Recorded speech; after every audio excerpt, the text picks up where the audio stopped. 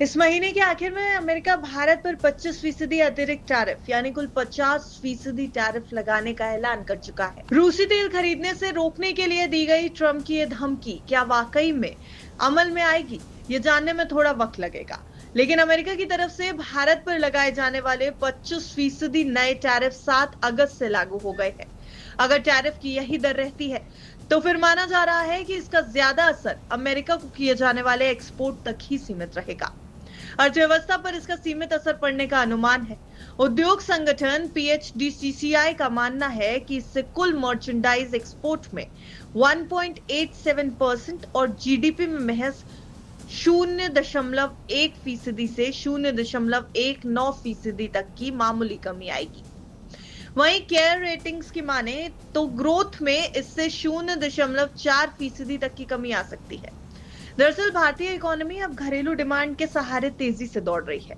यही वजह है कि इक्रा यानी ICRA, गोल्डमैन सैक्स और ANZ जैसी एजेंसियों ने बढ़े हुए टैरिफ से जीडीपी ग्रोथ में 0.1 से 0.4% तक की हल्की कमी आने की आशंका जताई, जिससे ग्रोथ 6.5% से घटकर 6.1 से 6.4% रहने का अनुमान है।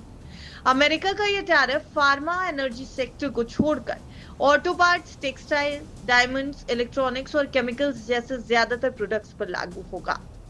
अब फिच की एक रिपोर्ट सामने आई जिसमें दावा किया गया कि इस बढ़ोतरी के बाद भारत पर अमेरिकी प्रभावी टैरिफ बढ़कर 20.7% तक पहुंच गया है, जबकि 2024 में भारत पर यूएस टैरिफ केवल 2.4% था।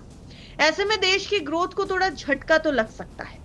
जिन सेक्टर्स पर बढ़े हुए अमेरिकी टैरिफ की सबसे ज्यादा मार पड़ने का खतरा है, उनमें टेक्सटाइल, डायमंड्स, ऑटो पार्ट्स जैसे लेबर इंसेंटिव सेक्टर्स शामिल हैं। लेकिन एक्सपोर्टर्स नए बाजार तलाश कर और लागत घटाकर इस असर को कम कर सकते हैं।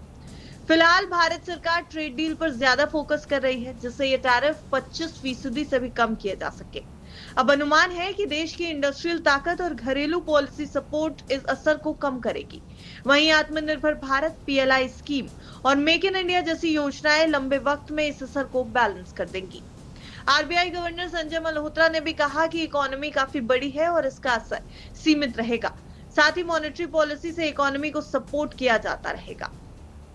हालांकि ये कोई बड़ा आर्थिक संकट नहीं बल्कि चुनौतियों का दौर है जिसके जल्द बीत जाने का अनुमान है। लेकिन अगर इसका समाधान नहीं निकला तो इससे दुनिया भर की ग्लोबल ट्रेड चेन में भूचाल आ सकता है। Bureau report, बिस्तक।